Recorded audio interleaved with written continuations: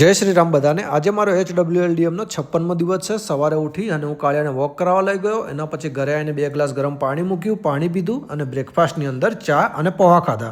સાંજે ગયો ગ્રાઉન્ડમાં જઈને મેં થોડી વાર વોર્મઅપ કર્યું। વોર્મઅપની અંદર મેં હાઈ જમ્પ કર્યા, સાઇડ જમ્પ કર્યા અને 50 સ્ક્વોટ્સ લગાવ્યા અને થોડી વાર પગનું સ્ટ્રેચિંગ કર્યું। સ્ટ્રેચિંગ કર્યા પછી મેં થોડી વાર લેગની એક્સરસાઇઝ કરી। એ થઈ ગયું। એના પછી આજે રનિંગ કરવાનું હતું, સ્પીડ રનિંગ, તો હું ટેમ્પો રન 30 મિનિટ સુધી સ્પીડ રનિંગ કર્યું।